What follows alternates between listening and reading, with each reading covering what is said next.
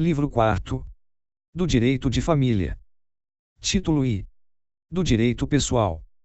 Subtítulo I. Do Casamento. Capítulo I. Disposições Gerais. Artigo 1511. O casamento estabelece comunhão plena de vida, com base na igualdade de direitos e deveres dos cônjuges. Artigo 1512. O casamento é civil e gratuita a sua celebração. Parágrafo único. A habilitação para o casamento, o registro e a primeira certidão serão isentos de selos, emolumentos e custas, para as pessoas cuja pobreza for declarada, sob as penas da lei.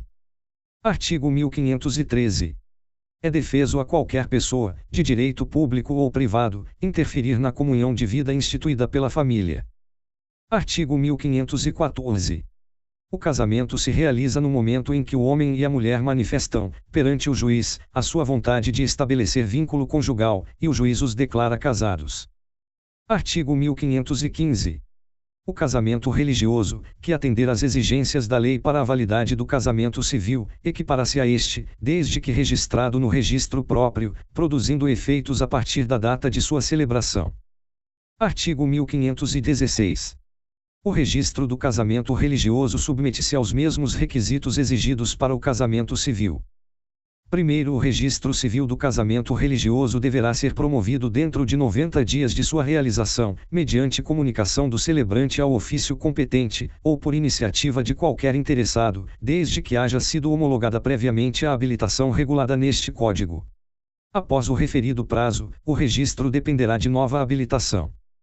Segundo, o casamento religioso, celebrado sem as formalidades exigidas neste Código, terá efeitos civis se, a requerimento do casal, for registrado, a qualquer tempo, no registro civil, mediante prévia habilitação perante a autoridade competente e observado o prazo do artigo 1532.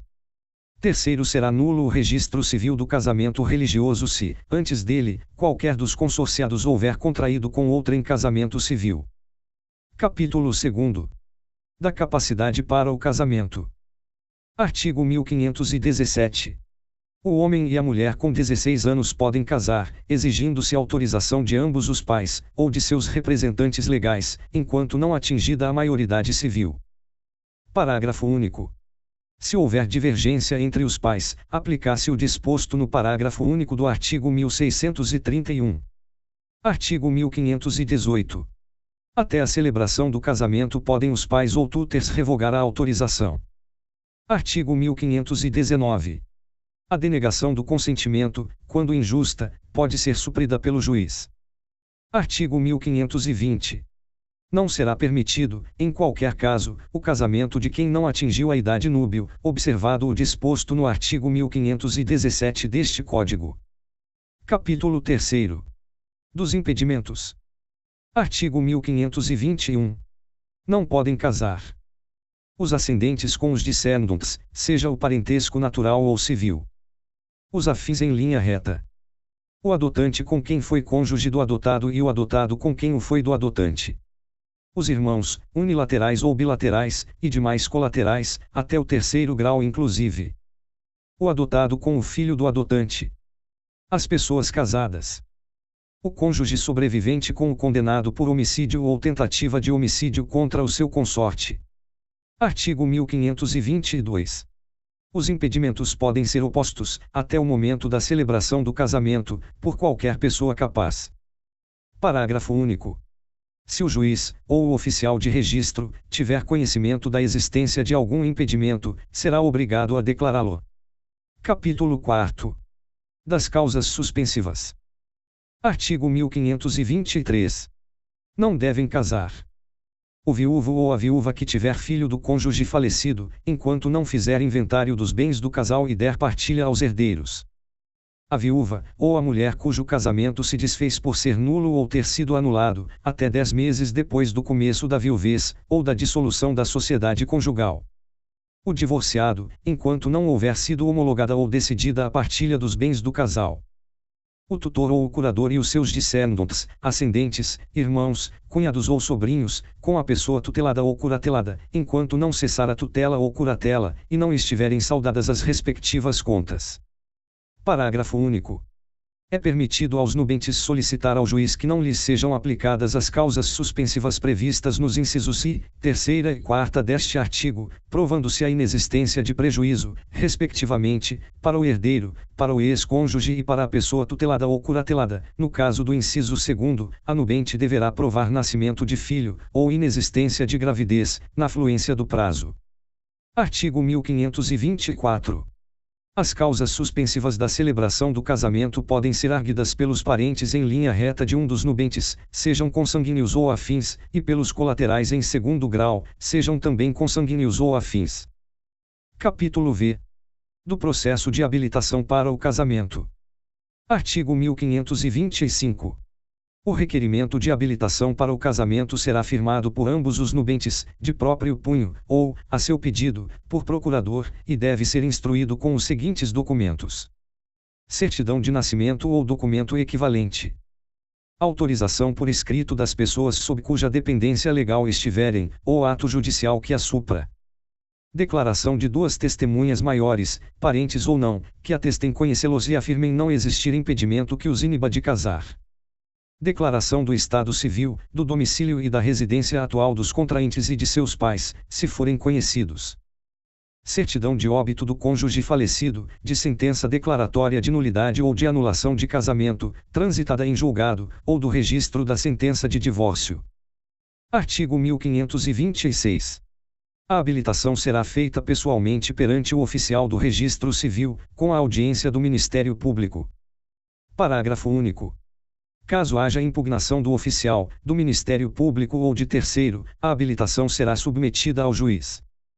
Artigo 1527.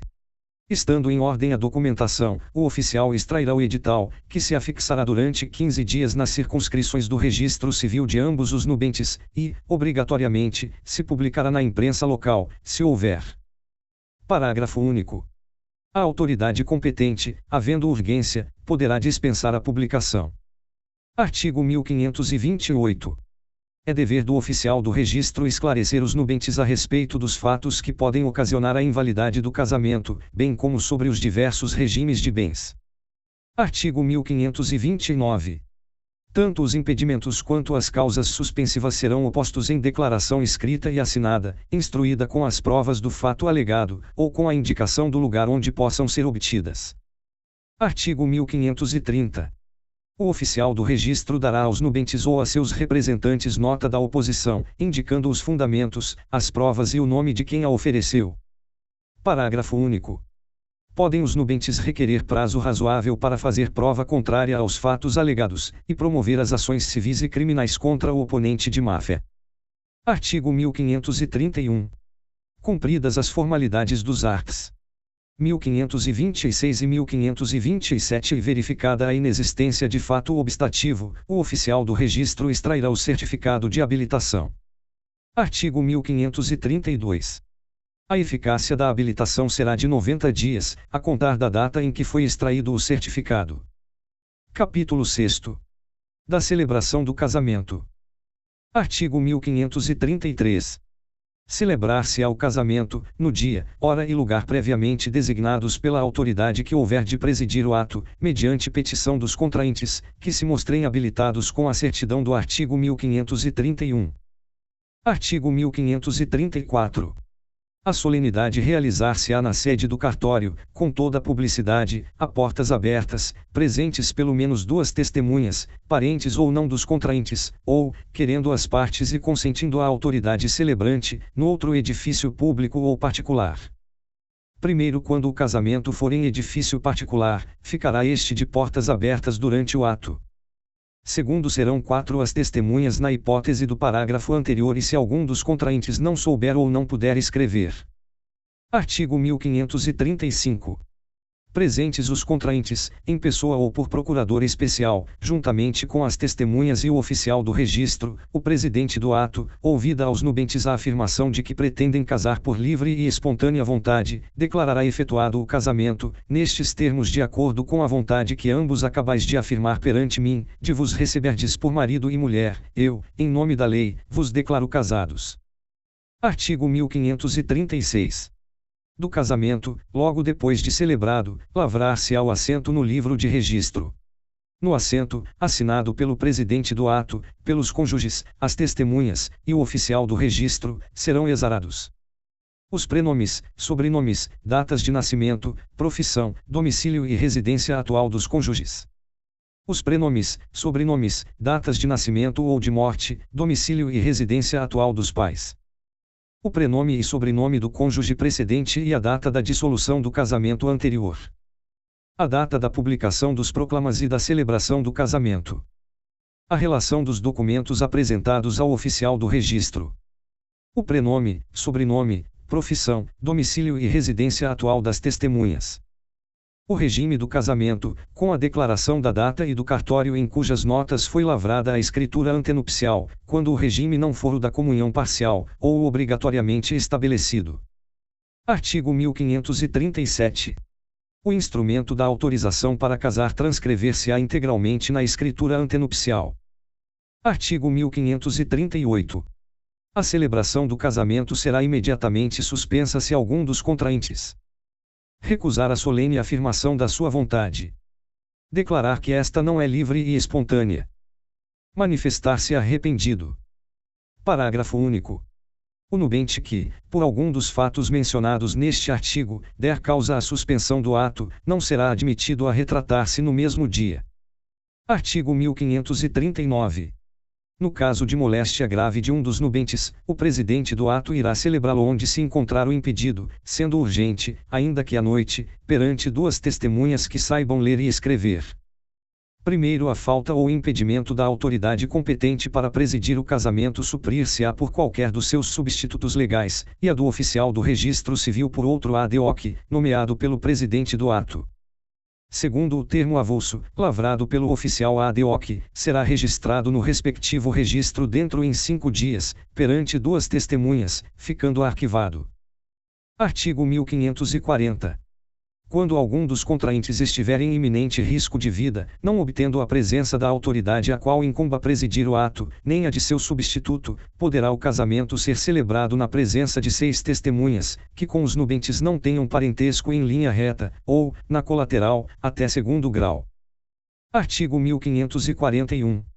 Realizado o casamento, devem as testemunhas comparecer perante a autoridade judicial mais próxima, dentro em 10 dias, pedindo que lhes tome por termo a declaração de que foram convocadas por parte do enfermo, que este parecia em perigo de vida, mas em seu juízo, que, em sua presença, declararam os contraentes, livre e espontaneamente, receber-se por marido e mulher.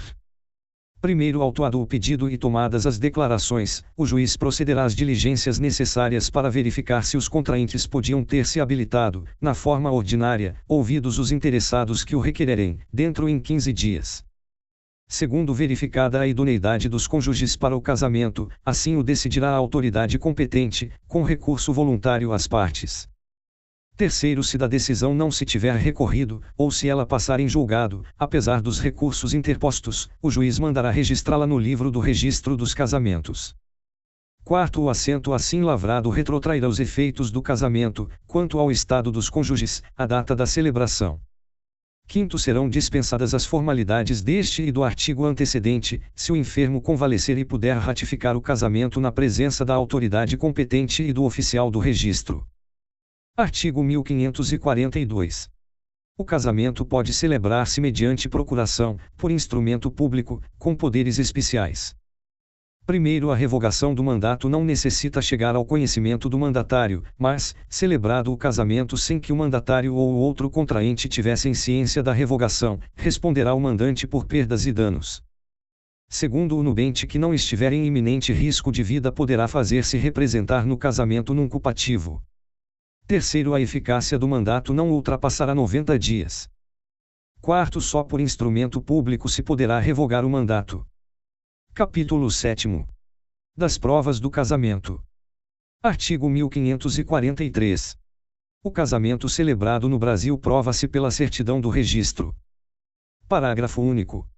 Justificada a falta ou perda do registro civil, é admissível qualquer outra espécie de prova. Artigo 1544. O casamento de brasileiro, celebrado no estrangeiro, perante as respectivas autoridades ou os cônsules brasileiros, deverá ser registrado em 180 dias, a contar da volta de um ou de ambos os cônjuges ao Brasil, no cartório do respectivo domicílio, ou, em sua falta, no ao ofício da capital do estado em que passarem a residir. Artigo 1545. O casamento de pessoas que, na posse do estado de casadas, não possam manifestar vontade, ou tenham falecido, não se pode contestar em prejuízo da prole comum, salvo mediante certidão do registro civil que prove que já era casada alguma delas, quando contraiu o casamento impugnado. Artigo 1546.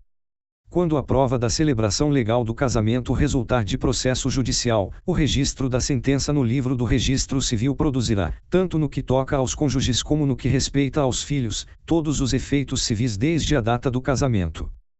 Artigo 1547. Na dúvida entre as provas favoráveis e contrárias, julgar-se-á pelo casamento, se os cônjuges, cujo casamento se impugna, viverem ou tiverem vivido na posse do estado de casados. Capítulo 8.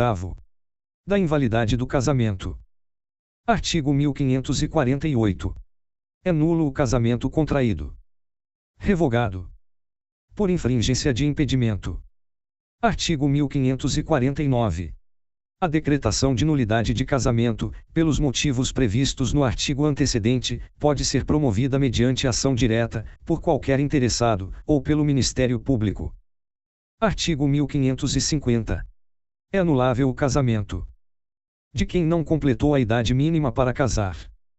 Do menor em idade núbil, quando não autorizado por seu representante legal. Por vício da vontade, nos termos dos arts. 1556 a 1558. Do incapaz de consentir ou manifestar, de modo inequívoco, o consentimento. Realizado pelo mandatário, sem que ele ou o outro contraente soubesse da revogação do mandato, e não sobrevindo coabitação entre os cônjuges. Por incompetência da autoridade celebrante. Primeiro. Equipara-se a revogação à invalidade do mandato judicialmente decretada. Segundo, a pessoa com deficiência mental ou intelectual em idade núbia poderá contrair matrimônio, expressando sua vontade diretamente ou por meio de seu responsável ou curador. Artigo 1551. Não se anulará, por motivo de idade, o casamento de que resultou gravidez. Artigo 1552. A anulação do casamento dos menores de 16 anos será requerida pelo próprio cônjuge menor, por seus representantes legais, por seus ascendentes. Artigo 1553. O menor que não atingiu a idade núbil poderá, depois de completá-la, confirmar seu casamento, com a autorização de seus representantes legais, se necessária, ou com suprimento judicial. Artigo 1554. Subsiste o casamento celebrado por aquele que, sem possuir a competência exigida na lei, exercer publicamente as funções de juiz de casamentos e, nessa qualidade, tiver registrado o ato no registro civil. Artigo 1555.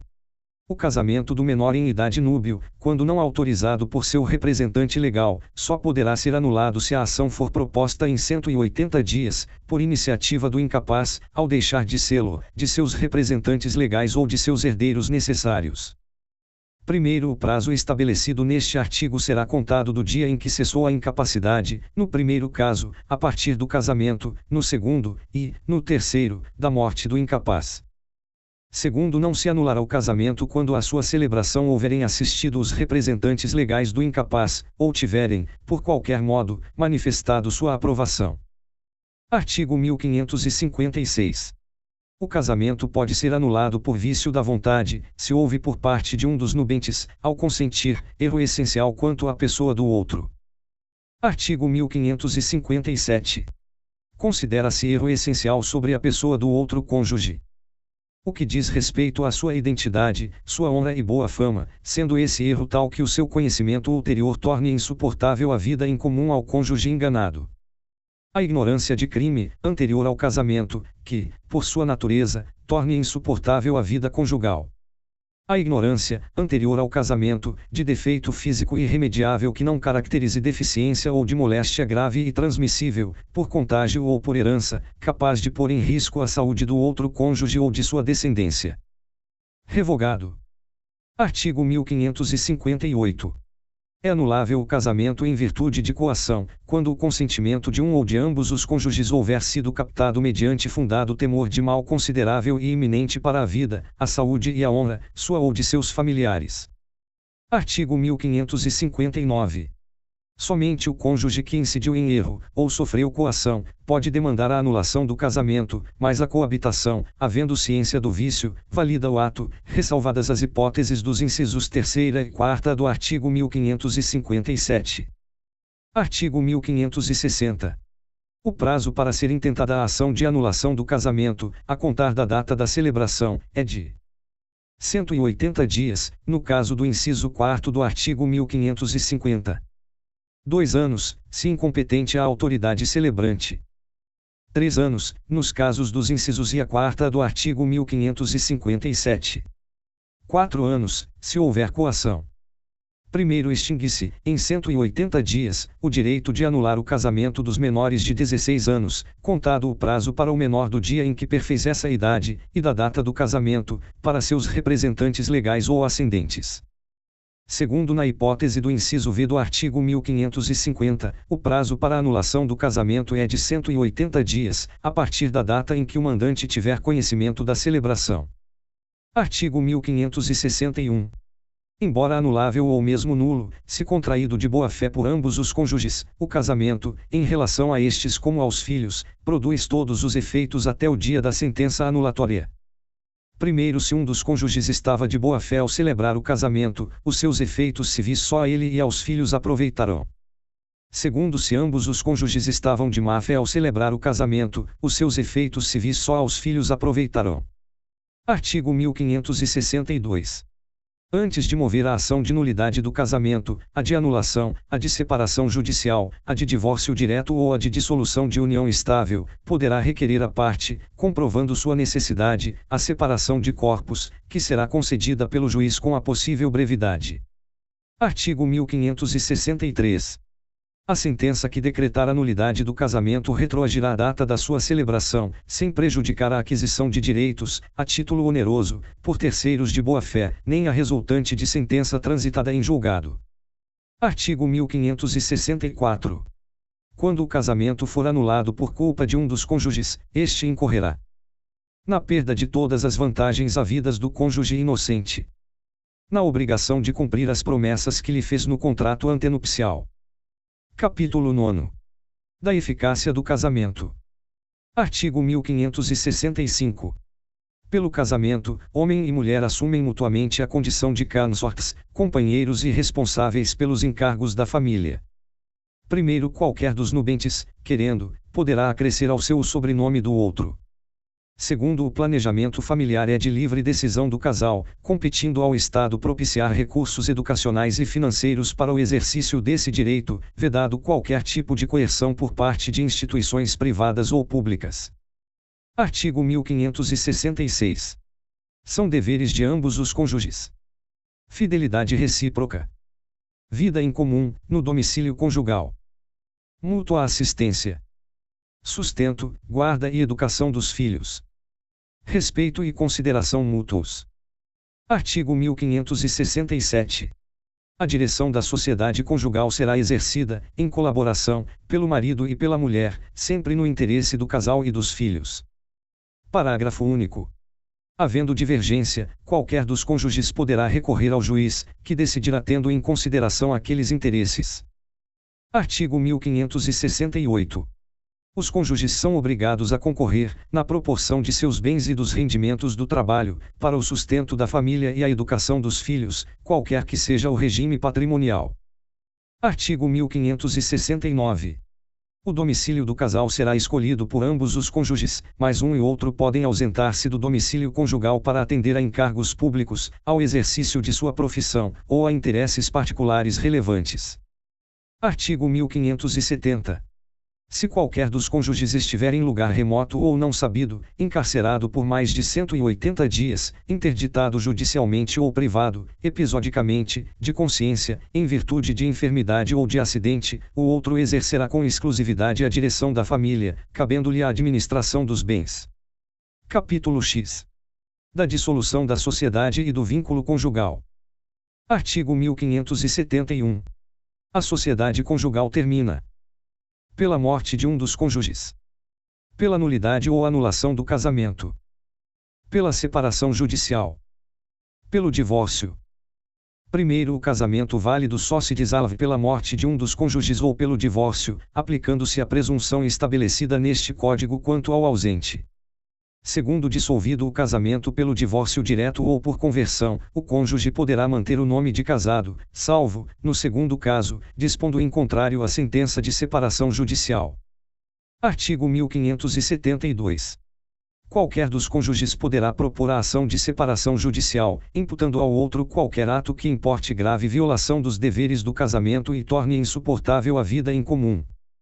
Primeiro, a separação judicial pode também ser pedida se um dos cônjuges provar ruptura da vida em comum há mais de um ano e a impossibilidade de sua reconstituição.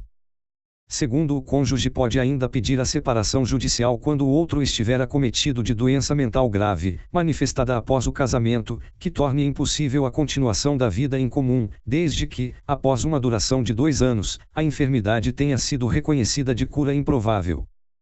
Terceiro, no caso do parágrafo 2º, reverterão ao cônjuge enfermo, que não houver pedido a separação judicial, os remanescentes dos bens que levou para o casamento, e se o regime dos bens adotado o permitir, a meação dos adquiridos na constância da sociedade conjugal. Artigo 1573. Podem caracterizar a impossibilidade da comunhão de vida a ocorrência de algum dos seguintes motivos: adultério, tentativa de morte, sevícia ou injúria grave, abandono voluntário do lar conjugal, durante um ano contínuo, condenação por crime infamante, conduta desonrosa. Parágrafo único.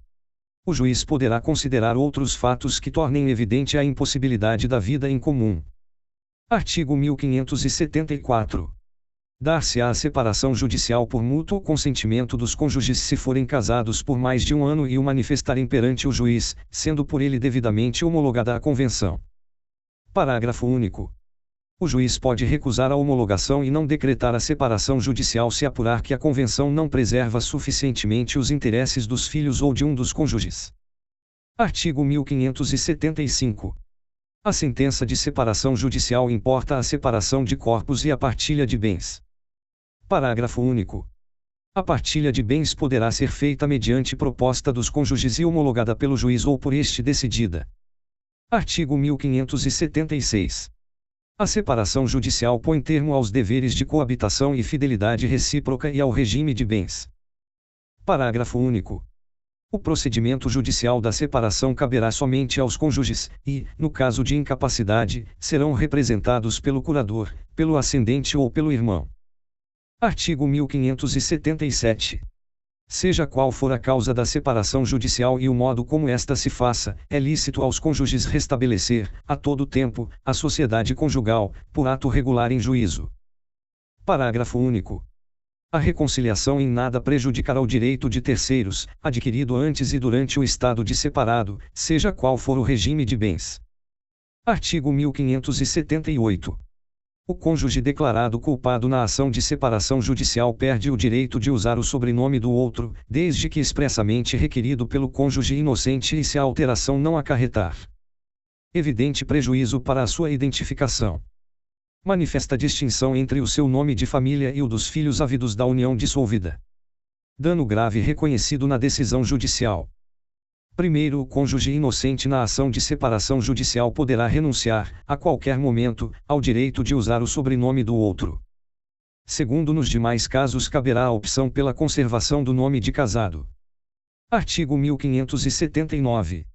O divórcio não modificará os direitos e deveres dos pais em relação aos filhos. Parágrafo único.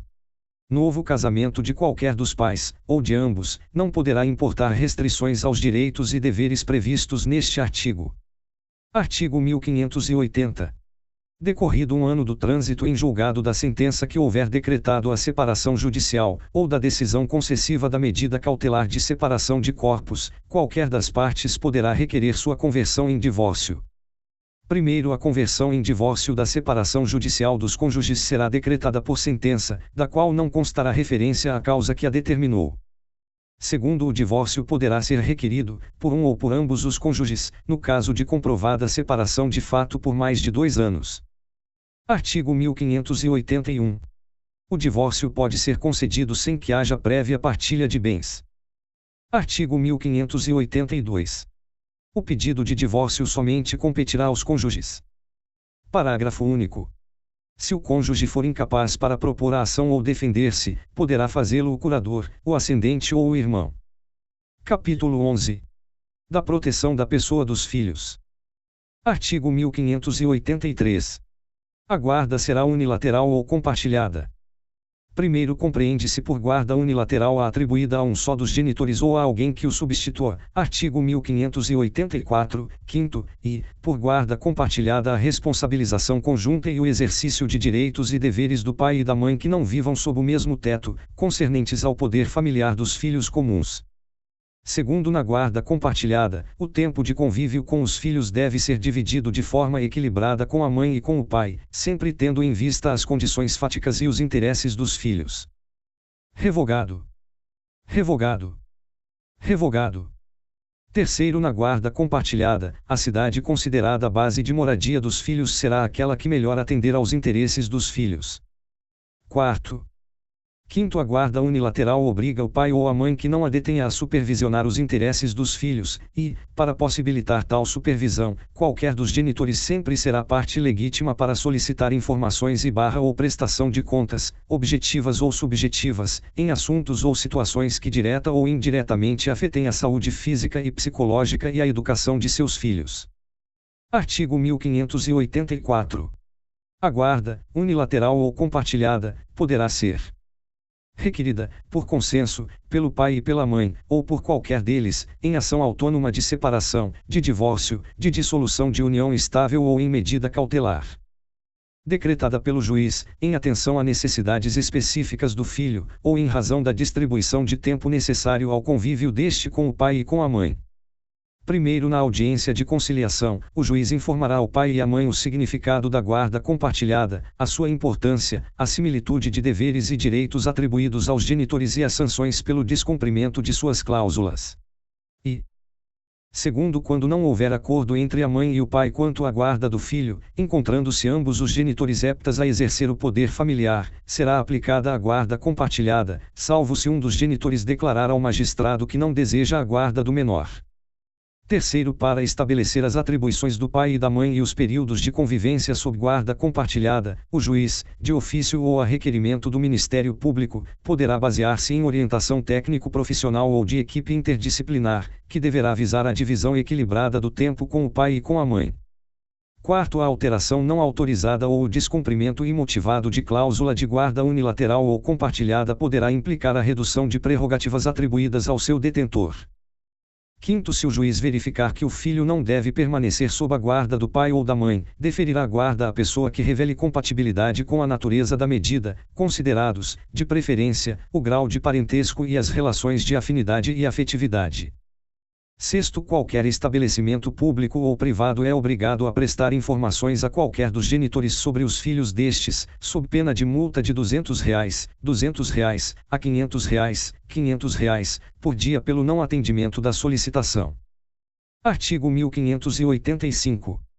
Em sede de medida cautelar de separação de corpos, em sede de medida cautelar de guarda ou em outra sede de fixação liminar de guarda, a decisão sobre guarda de filhos, mesmo que provisória, será proferida preferencialmente após a oitiva de ambas as partes perante o juiz, salvo se a proteção aos interesses dos filhos exigir a concessão de liminar sem a oitiva da outra parte, aplicando-se as disposições do artigo 1584.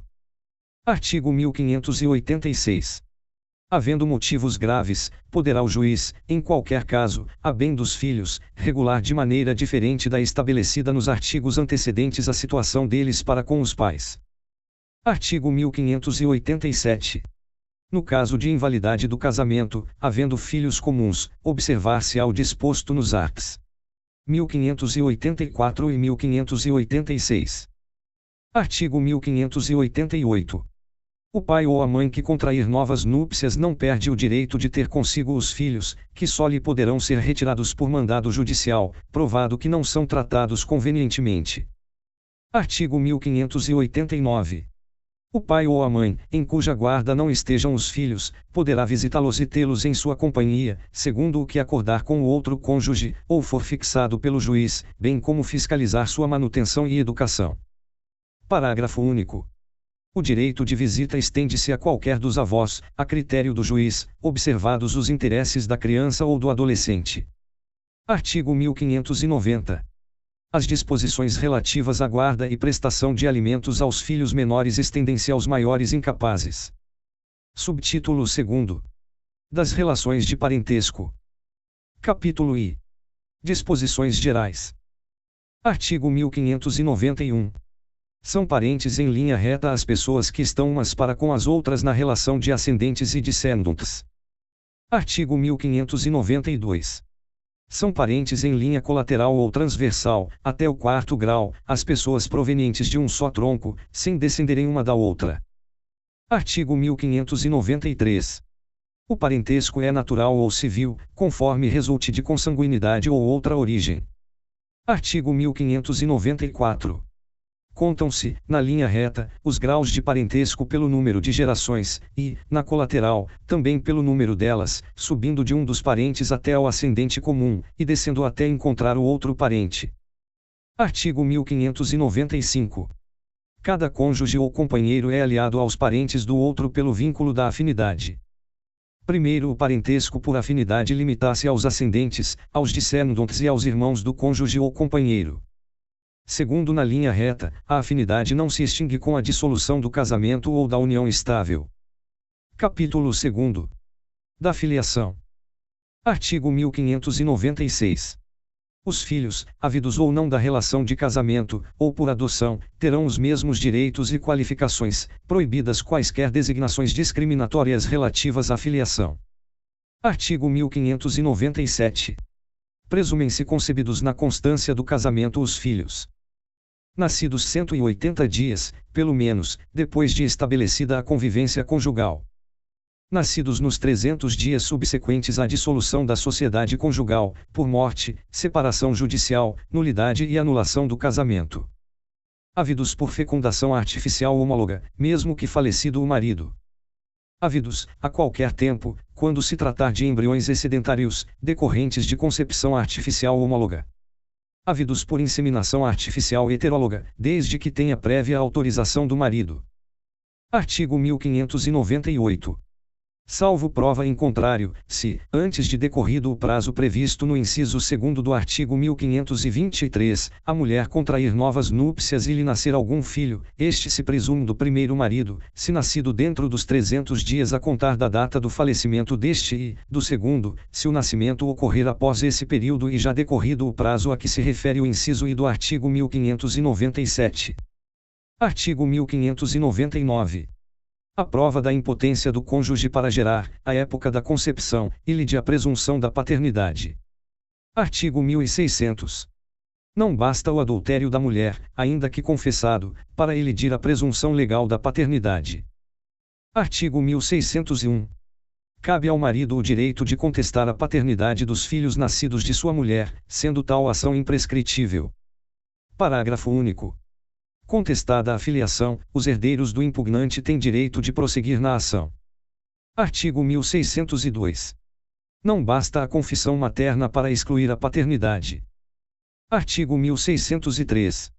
A filiação prova-se pela certidão do termo de nascimento registrada no Registro Civil. Artigo 1604.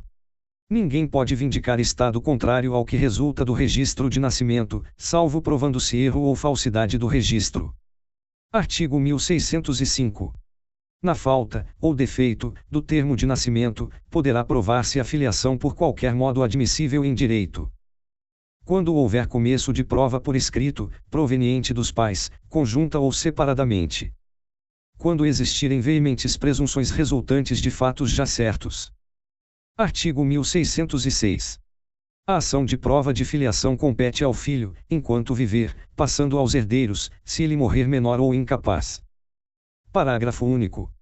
Se iniciada a ação pelo filho, os herdeiros poderão continuá-la, salvo se julgado extinto o processo. Capítulo 3. Do reconhecimento dos filhos. Artigo 1607. O filho havido fora do casamento pode ser reconhecido pelos pais, conjunta ou separadamente. Artigo 1608. Quando a maternidade constar do termo do nascimento do filho, a mãe só poderá contestá-la, provando a falsidade do termo, ou das declarações nele contidas. Artigo 1609. O reconhecimento dos filhos havidos fora do casamento é irrevogável e será feito no registro do nascimento, por escritura pública ou escrito particular, a ser arquivado em cartório, por testamento, ainda que incidentalmente manifestado, por manifestação direta e expressa perante o juiz, ainda que o reconhecimento não haja sido o objeto único e principal do ato que o contém. Parágrafo único. O reconhecimento pode preceder o nascimento do filho ou ser posterior ao seu falecimento, se ele deixar descendentes. Artigo 1610. O reconhecimento não pode ser revogado, nem mesmo quando feito em testamento. Artigo 1611. O filho havido fora do casamento, reconhecido por um dos cônjuges, não poderá residir no lar conjugal sem o consentimento do outro. Artigo 1612.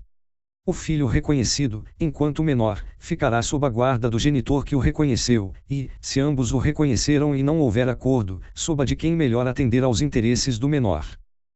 Artigo 1613. São ineficazes a condição e o termo apostos ao ato de reconhecimento do filho. Artigo 1614. O filho maior não pode ser reconhecido sem o seu consentimento, e o menor pode impugnar o reconhecimento, nos 4 anos que se seguirem à maioridade, ou à emancipação. Artigo 1615.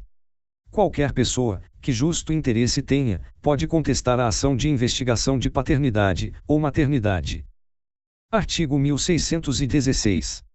A sentença que julgar procedente a ação de investigação produzirá os mesmos efeitos do reconhecimento, mas poderá ordenar que o filho se crie e eduque fora da companhia dos pais ou daquele que lhe contestou essa qualidade.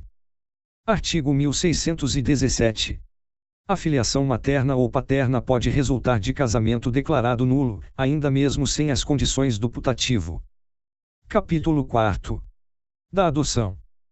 Artigo 1618. A adoção de crianças e adolescentes será deferida na forma prevista pela Lei nº 8.069, de 13 de julho de 1990, Estatuto da Criança e do Adolescente. Artigo 1619.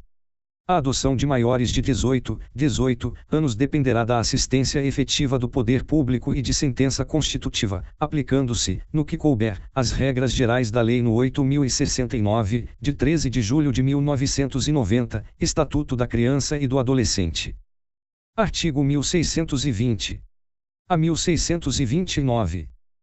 Capítulo V. Do Poder Familiar. Seção I. Disposições Gerais. Artigo 1630. Os filhos estão sujeitos ao poder familiar, enquanto menores. Artigo 1631. Durante o casamento e a união estável, compete o poder familiar aos pais, na falta ou impedimento de um deles, o outro o exercerá com exclusividade. Parágrafo único. Divergindo os pais quanto ao exercício do poder familiar, é assegurado a qualquer deles recorrer ao juiz para a solução do desacordo. Artigo 1632. A separação judicial, o divórcio e a dissolução da união estável não alteram as relações entre pais e filhos senão quanto ao direito, que aos primeiros cabe, de terem em sua companhia os segundos. Artigo 1633. O filho, não reconhecido pelo pai, fica sob poder familiar exclusivo da mãe, se a mãe não for conhecida ou capaz de exercê-lo, dar-se-á tutor ao menor. Seção 2ª. Do exercício do poder familiar. Artigo 1634. Compete a ambos os pais, qualquer que seja a sua situação conjugal, o pleno exercício do poder familiar, que consiste em, quanto aos filhos, dirigir-lhes a criação e a educação, exercer a guarda unilateral ou compartilhada nos termos do artigo 1584, conceder-lhes ou negar-lhes consentimento para casarem, conceder-lhes ou negar-lhes consentimento para viajarem ao exterior, conceder-lhes ou negar-lhes consentimento para mudarem sua residência permanente para outro município, Nomear-lhes tutor por testamento ou documento autêntico, se o outro dos pais não lhe sobreviver, ou o sobrevivo não puder exercer o poder familiar. Representá-los judicial e extrajudicialmente até os 16 anos, nos atos da vida civil, e assisti-los, após essa idade, nos atos em que forem partes, suprindo-lhes o consentimento. Reclamá-los de quem ilegalmente os detenha. Exigir que lhes prestem obediência, respeito e os serviços próprios de sua idade e condição. Seção 3ª. Da suspensão e extinção do poder familiar. Artigo 1635. Extingue-se o poder familiar. Pela morte dos pais ou do filho. Pela emancipação, nos termos do artigo 5º, parágrafo único. Pela maioridade. Pela adoção. Por decisão judicial, na forma do artigo 1638. Art. 1636. O pai ou a mãe que contrai novas núpcias, ou estabelece união estável, não perde, quanto aos filhos do relacionamento anterior, os direitos ao poder familiar, exercendo-os sem qualquer interferência do novo cônjuge ou companheiro. Parágrafo único. Igual preceito ao estabelecido neste artigo aplicar-se ao pai ou à mãe solteiros que casarem ou estabelecerem união estável. Artigo 1637. Se o pai, ou a mãe, abusar de sua autoridade, faltando aos deveres a eles inerentes ou arruinando os bens dos filhos, cabe ao juiz, requerendo algum parente, ou o Ministério Público, adotar a medida que lhe pareça reclamada pela segurança do menor e seus haveres, até suspendendo o poder familiar, quando convenha. Parágrafo único. Suspende-se igualmente o exercício do poder familiar ao pai ou à mãe condenados por sentença irrecorrível, em virtude de crime cuja pena exceda a 2 anos de prisão. Artigo 1638. Perderá por ato judicial o poder familiar o pai ou a mãe que castigar imoderadamente o filho, deixar o filho em abandono, praticar atos contrários à moral e aos bons costumes, incidir, reiteradamente, nas faltas previstas no artigo antecedente, entregar de forma irregular o filho a terceiros para fins de adoção. Parágrafo único. Perderá também por ato judicial o poder familiar aquele que e praticar contra outrem igualmente titular do mesmo poder familiar. A. Homicídio, feminicídio ou lesão corporal de natureza grave ou seguida de morte, quando se tratar de crime doloso envolvendo violência doméstica e familiar ou menosprezo ou discriminação à condição de mulher. B. Estupro ou outro crime contra a dignidade sexual sujeito à pena de reclusão. Segunda, praticar contra filho, filha ou outro descendente. A. Homicídio, feminicídio ou lesão corporal de natureza grave ou seguida de morte, quando se tratar de crime doloso envolvendo violência doméstica e familiar ou menosprezo ou discriminação à condição de mulher. B. Estupro, estupro de vulnerável ou outro crime contra a dignidade sexual sujeito à pena de reclusão. Título 2º. Do direito